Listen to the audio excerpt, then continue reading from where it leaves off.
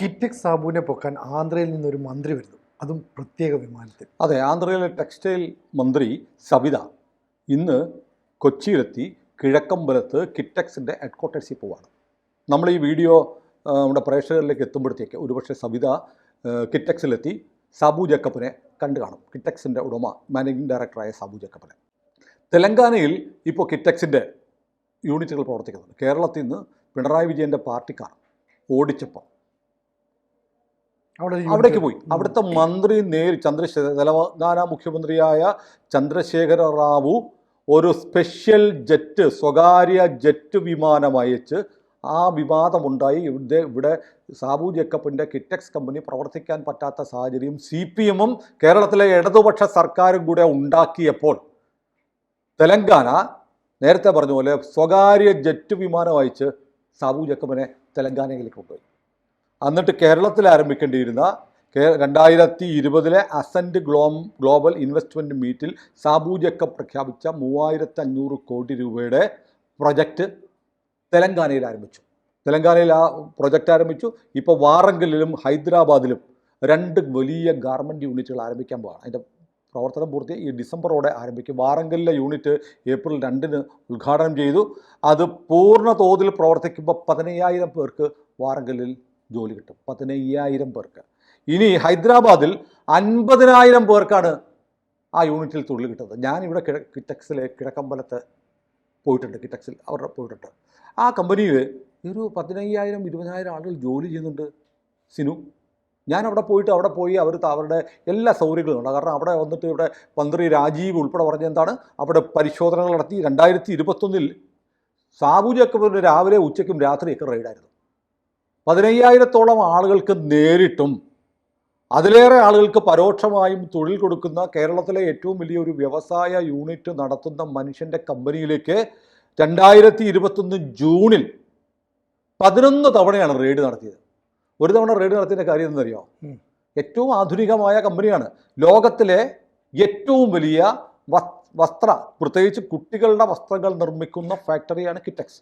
അമേരിക്കയിലേക്ക് നമ്പർ 1 ബ്രാൻഡാണ് കിറ്റെക്സിൻ്റെ കുട്ടികളുടെ വസ്ത്രം. ലോകത്തിലെ ഏറ്റവും മികച്ച, ഏറ്റവും ഹൈ ക്വാളിറ്റിയില്ല. നമുക്കറിയാലോ, അമേരിക്കയൊക്കെ ഏറ്റവും മികച്ച സാധനങ്ങൾ എടുക്കും. ക്വാളിറ്റി, അതിൻ്റെ കളർ, അതിൻ്റെ ഡൈസ്, ഒരു തരത്തിലും അലർജി ഉണ്ടാകാൻ പാടില്ല. അതൊക്കെ പരിശോധന നടത്തിയിട്ടാണ് അവർ വാങ്ങുന്നത്. അപ്പോൾ ഏറ്റവും മികച്ച നമ്മൾ ഗ്ലോബൽ മാർക്കറ്റിലെ നമ്പർ 1 പ്രൊഡക്റ്റ് ഉണ്ടാക്കുന്ന സ്ഥലമായിരുന്നു കിറ്റെക്സ്. അവിടെ 11 തവണ റെയ്ഡ് നടത്തി. എന്നിട്ട് ഒരു പറഞ്ഞ കാര്യം എന്നറിയോ? ഒരു റെയ്ഡ് നടത്തിയിട്ട് അടിച്ചു കൊടുത്ത നോട്ടീസിൽ കാര്യം എന്നറിയോ? ഏറ്റവും ആധുനികമായ ഈ ഗാർമെൻറ്റ് ഫാക്ടറിയിൽ തുപ്പൽ കൊളാമ്പി ഇല്ല.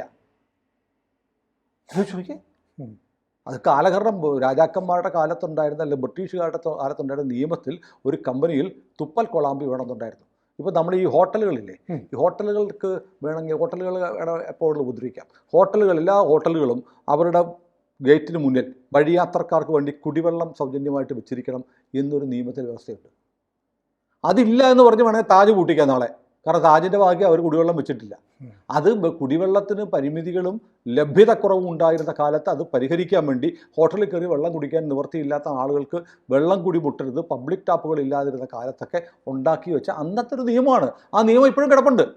അത് വെച്ച് ഹോട്ടലുകാരെ നിയന്ത്രിക്കാമെന്ന് പറയുന്ന പോലെ ഏറ്റവും ആധുനികമായ ഒരു വ്യവസായ സ്ഥാപനം നടത്തുന്ന സാബു ജേക്കബ് തുപ്പൽ കൊളാമ്പി വെച്ചില്ല. ജീവനക്കാർക്ക് തുപ്പായിരുന്നു.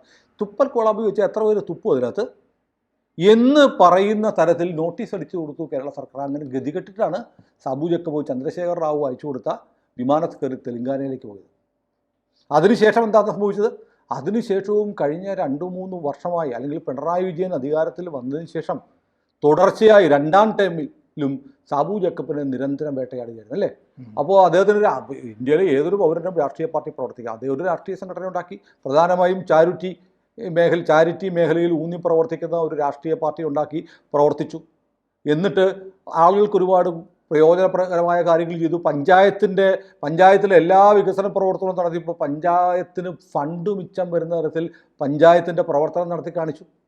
അങ്ങനെ വളരെ പ്രശംസനീയമായ രീതിയിൽ ഒരു പ്രസ്ഥാനം 2020 എന്ന പേരിൽ മുന്നോട്ട് കൊണ്ടുപോകുന്നതിൻ്റെ പേരിൽ വൈരാഗ്യം തീർക്കാൻ അവിടുത്തെ MLA വന്ന വഴിയല്ലേ, കോൺഗ്രസിൽ നിന്ന് വന്നിട്ട് അരിവാൾ ചുറ്റിയക്കാരനായിട്ട് മാറിയ MLA നിരന്തരം ഉപദ്രവിച്ചുകൊണ്ടിരുന്നു.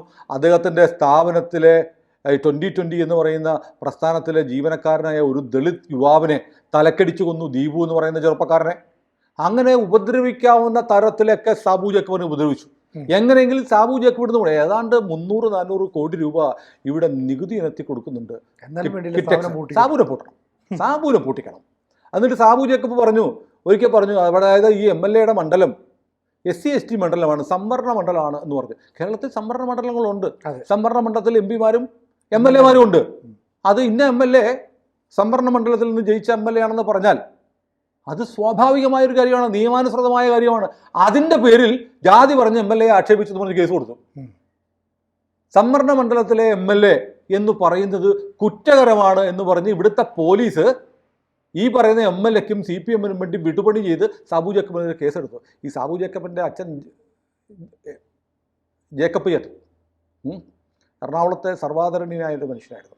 അദ്ദേഹം ഒരു പരമ്പരാഗത ആയുർവേദ ചികിത്സ നടത്തുന്ന ആളായിരുന്നു. പിണറായി വിജയൻ CPM-ൻ്റെ സംസ്ഥാന സെക്രട്ടറി ആയിരുന്ന കാലത്ത് കിഴക്കമ്പലത്ത് പോയി ജേക്കബ് ചേട്ടൻ്റെ ട്രീറ്റ്മെൻറ്റിൽ തിരുമാൻ കിടന്നിട്ടുണ്ട്. അദ്ദേഹത്തിൻ്റെ ശാരീരിക അസ്വസ്ഥതകൾ, നടുവേദന ഒക്കെ മാറ്റിയത് കിഴക്കമ്പലത്ത് സാബു ജേക്കബിൻ്റെ പിതാവ് നടത്തിയ ആയുർവേദ ചികിത്സയെ തുടർന്നാണ് പിണറായി വിജയന് സൗഖ്യമുണ്ടായത്. ആ പിണറായി വിജയൻ എണീറ്റ് നിൽക്കാൻ തുടങ്ങിയപ്പോൾ, ഭരണം കിട്ടിയപ്പോൾ ചെയ്തത് എന്താണ്? കിറ്റക്സിനെ പൂട്ടിക്കുക എന്നുള്ളത്. അങ്ങനെ കിറ്റക്സിനെ പൂട്ടിക്കാൻ വേണ്ടിയിട്ടാണ് ഈ CPM-ഉം MLA-യും പിണറായി വിജയനും അല്ലെങ്കിൽ വിജയൻ്റെ സർക്കാർ ശ്രമിച്ചുകൊണ്ടിരിക്കുന്നത്. അതുകൊണ്ട് സാബു ജേക്കബ് അല്ല, ഇവിടുത്തെ വ്യവസായികളൊക്കെ പോയി. ഇപ്പം നമ്മുടെ ഇവിടെ കേരളത്തിലെ അതിപ്രശസ്തമായ ഒരു കുട നിർമ്മാണ കമ്പനി, കുടയൊക്കെ കേരളത്തിലുണ്ട്, ഉണ്ടാക്കുന്നത് പാലക്കാടിനപ്പുറത്ത് തമിഴ്നാട്ടിലാണ്. എത്രയോ കമ്പനികൾ നമ്മൾ പാലക്കാട് അങ്ങ് വിട്ടു കഴിഞ്ഞാൽ കേരളത്തിൽ വളരെ പ്രചാരത്തിലുള്ള ഒരുപാട് ഉൽപ്പന്നങ്ങൾ ഉണ്ടാക്കുന്ന കമ്പനികൾ പാലക്കാടിൻ്റെ അതിർത്തിക്കപ്പുറത്ത് തമിഴ്നാട്ടിൽ ഇരിക്കുന്നതാണ്. എന്തുകൊണ്ടാണ്? ഇവിടെ സമ്മതിക്കത്തില്ല. ഇവിടെ ഫാൽക്കൺ മമ്മൂട്ടി അറിയാലോ, ഇവിടെ കളമശ്ശേരിക്ക അദ്ദേഹം പൂട്ടിക്കൊണ്ടുപോയില്ലേ? ആരെയാണ് ഇവിടെ പ്രവർത്തിക്കാൻ സമ്മതിക്കുന്നത്? അങ്ങനെ ഇരിക്കുമ്പോഴാണ് ഇപ്പോൾ തെലങ്കാനയിലുള്ള ഇവരുടെ വലിയ വിജയം. മാത്രമല്ല, ഇപ്പോൾ ദാവോസിൽ വേൾഡ് എക്കണോമിക് ഫോറത്തിൻ്റെ ഒരു മീറ്റിംഗ് ഉണ്ടായിരുന്നു. ലോകത്തിലുള്ള വിവിധ രാഷ്ട്രങ്ങളിലെ വിവിധ വ്യവസായ സംരംഭങ്ങളെക്കുറിച്ചൊക്കെ പങ്കെടുക്കുന്ന ഒരു മീറ്റിംഗ്. ആ മീറ്റിങ്ങിൽ തെലങ്കാന സർക്കാർ ഔദ്യോഗികമായിട്ട് പറഞ്ഞതെന്നറിയോ? ഞങ്ങൾ കഴിഞ്ഞിടയ്ക്ക് വരിച്ച ഏറ്റവും വലിയ വ്യാവസായിക നേട്ടം കിറ്റക്സിനെ തെലങ്കാനയിൽ കൊണ്ടുവരാൻ കഴിഞ്ഞതാണെന്ന് തെലങ്കാന സർക്കാർ ഔദ്യോഗികമായി ദാവോസിൽ നടന്ന വേൾഡ് എക്കണോമിക് ഫോറത്തിൽ അഭിമാനത്തോടെ പറഞ്ഞു. നമ്മുടെ ഒരു ബ്രാൻഡ്, നമ്മുടെ ഒരു മലയാളി, നമ്മുടെ ഒരു സഹോദരൻ കേരളത്തിൽ വെറുക്കപ്പെട്ടവരായിരിക്കുമ്പോൾ തെലങ്കാനയ്ക്ക് എത്രമാത്രം പ്രിയപ്പെട്ടവരാണ്. ലോകത്തിന് മുന്നിൽ ആ മലയാളിയുടെ സംരംഭത്തെ ഉയർത്തിപ്പിടിക്കുന്നു ആര്? തെലങ്കാന സർക്കാർ. അപ്പോഴാണ് നമുക്ക് ലജ്ജ പോലും ഇല്ലാതെ കിറ്റക്സ് സാബുവിനെ പൂട്ടിക്കണമെന്ന് പറഞ്ഞ് ഇവിടെ സഖാക്കൾ തലകുത്തി പറയുന്നത്. അപ്പോൾ ഇതൊക്കെ ഈ തെലങ്കാനയുടെ ഈ വിജയം കണ്ടിട്ടാണ് ചന്ദ്രബാബു നായിഡു എന്ന് പറയുന്നത് ഇന്ത്യയിലെ ഏറ്റവും അതിശക്തനായ രാഷ്ട്രീയക്കാരിലെ ഒരാളാണ്. കാരണം BJP സർക്കാരിനെ, NDA സർക്കാരിനെ താങ്ങി നിർത്തുന്ന പ്രധാന ഘടകകക്ഷികളുള്ളതാണ്. ചന്ദ്രബാബു നായിഡു തീരുമാനിച്ചു അങ്ങനെ തെലങ്കാനയ്ക്ക് മാത്രം പോരാ കിറ്റക്സിൻ്റെ സേവനം. ഇപ്പോൾ നോക്കൂ, ലോകത്തിലെ ടെക്സ്റ്റൈൽ മാർക്കറ്റ് ബംഗ്ലാദേശിൻ്റെ ആയിരുന്നു. ബംഗ്ലാദേശിലെ ഉൽപ്പന്നങ്ങൾ ഇന്ത്യ വഴിയാണ് കയറ്റി അയച്ചുകൊണ്ടിരുന്നത്. ആ കയറ്റി അയക്കലിനുള്ള സംവിധാനം ഇന്ത്യ നിഷേധിച്ചു. കഴിഞ്ഞപ്പോഴത്തേക്ക് വീണ്ടും നമ്മുടെ ഇന്ത്യൻ റെഡിമെയ്ഡിന് കിറ്റക്സ് പോലെയുള്ള ബ്രാൻഡുകളുടെ സാധ്യത വീണ്ടും അതിബൃഹത്തായി ലോക മാർക്കറ്റിലേക്ക് ഉയരാൻ പോവാണ്. അതിൻ്റെ സാധ്യത മനസ്സിലാക്കിയിട്ടാണ് ചന്ദ്രബാബു നായിഡു തീരുമാനിച്ചിരിക്കുന്ന ഒരു കാര്യം ചെയ്യും, സവിത പോ, കൊച്ചി പോ, കിഴക്കമ്പലത്ത് പോ, സാബു ജേക്കബിനെ കാണ് എന്ന് പറഞ്ഞു വിട്ടിരിക്കുന്നത്. സവിതയുടെ പക്കൽ ചന്ദ്രബാബു നായിഡു ഒരു കത്ത് കൊടുത്തിട്ടുണ്ട്. ആ കത്ത് ഇന്ന് സവിത, അവിടുത്തെ ടെക്സ്റ്റൈൽ മിനിസ്റ്റർ സവിത സാബു ജേക്കബിനെ ഏൽപ്പിച്ചിട്ട് അതിൻ്റെ ഉള്ളടക്കം നമുക്കറിയില്ല. സാബു ജേക്കബ് പറയുമായിരിക്കും. സാബു ജേക്കബ് ഇത് വൈകിട്ട് പത്രസമ്മേളനം വിളിച്ചിട്ടുണ്ട്. എന്താണ് മന്ത്രിയും സംസാരിക്കും, ആന്ധ്ര മന്ത്രിയും സംസാരിക്കും. അപ്പോൾ നമുക്കറിയാം എന്താണ് സംഭവിക്കുക. സാബു ജേക്കബിൻ്റെ പ്രതികരണം ഞാൻ അറിഞ്ഞത്, ഇപ്പോൾ ആന്ധ്രയിൽ പോകാനുള്ള പദ്ധതിയൊന്നും കിറ്റക്സിനില്ല, തെലങ്കാനയിൽ നമ്മൾ ചെയ്തുകൊണ്ടിരിക്കുന്നു. പക്ഷേ ആന്ധ്ര മുഖ്യമന്ത്രി നേരിട്ട് ഒരു മന്ത്രിയെ അങ്ങോട്ട് അയച്ചിരിക്കുന്നു. എന്താണ് മന്ത്രിക്ക് പറയാനുള്ളതെന്ന് കേട്ടതിന് ശേഷം ഞാൻ എൻ്റെ തീരുമാനം പറയാം. ഒരു കാര്യം ഉറപ്പാണ്, തെലങ്കാന കൊടുത്തതിനേക്കാളും മികച്ച ഓഫറുമായിട്ടാണ് ആന്ധ്ര വരുന്നത്. അപ്പോൾ കേരളത്തിൻ്റെ അഭിമാനമായ, കേരളത്തിന് ഒരുപാട് നികുതിപ്പണം തരുന്ന, കേരളത്തിന് ആയിരക്കണക്കിന് ആളുകളുടെ തൊഴിലവസരം ഉണ്ടാക്കുന്ന കിറ്റക്സ് ഏതാണ്ട് പൂർണ്ണമായും കേരളത്തിന് നഷ്ടപ്പെടുന്ന സ്ഥിതിയാണ് ഉണ്ടാകുന്നത്. ഞാൻ ഈ കിറ്റക്സിൽ പോയിട്ടുണ്ട് കേട്ടോ, ഞാൻ പറഞ്ഞില്ലേ, കിറ്റക്സിൽ പോയിട്ട് തന്നെ അവിടെ താമസിക്കുന്ന ഈ 15,000-ഓളം ആളുകളുടെ താമസ സ്ഥലങ്ങൾ കണ്ടിട്ടുണ്ട്, അവരുടെ മെസ്സ് കണ്ടിട്ടുണ്ട്. ഒരേ സമയം ആയിരക്കണക്കിന് ആളുകൾക്കിരുന്ന് ഭക്ഷണം കഴിക്കാവുന്ന ഭക്ഷണശാലയാണ് അവിടെ ഉള്ളത്. കൊടുക്കുന്നതോ ഏറ്റവും ക്വാളിറ്റി ഫുഡ്, എല്ലാ വിഭവങ്ങളും അടങ്ങുന്ന ഭക്ഷണ സാധനങ്ങൾ കൊടുത്ത്, ശമ്പളം വേറെയും കൊടുത്ത്, താമസം ഭക്ഷണം സൗജന്യമായി കൊടുത്തിട്ടാണ് ഏറ്റവും മികച്ച തരത്തിലുള്ള ഹോസ്റ്റലുകൾ നടപ്പാക്കിയിട്ടാണ് കിറ്റക്സ് ഈ കിഴക്കമ്പലത്ത് തൊഴിലാളികളെ കൊണ്ട് പണിയെടുപ്പിക്കുന്നത്. അങ്ങനെയുള്ളൊരു സ്ഥാപനത്തെ നിങ്ങൾ ഓടിച്ചു തെലങ്കാനയ്ക്ക് പോയി, ഇനി അവർ ആന്ധ്രയ്ക്ക് കൂടി പോകാൻ പോവാണ്. മലയാളി എന്നിട്ട് കേരളത്തിന് എന്താണ് സാർ വികസനമുള്ളത്? നമ്മൾ വികസനം എന്ന് പറയുമ്പോൾ കേരളത്തിലെ വ്യവസായം എന്താണെന്ന് പറഞ്ഞാൽ ലുലുവിനെ കാണിക്കും. ലുലു വ്യവസായമല്ല, കച്ചവടമല്ലേ അല്ലേ? ലുലു മാൾ കച്ചവട സ്ഥാപനമാണ്. വ്യവസായം എന്ന് പറഞ്ഞാൽ എന്തെങ്കിലും ഉണ്ടാക്കുന്നതാണ്, ഇൻഡസ്ട്രി അതാണ്.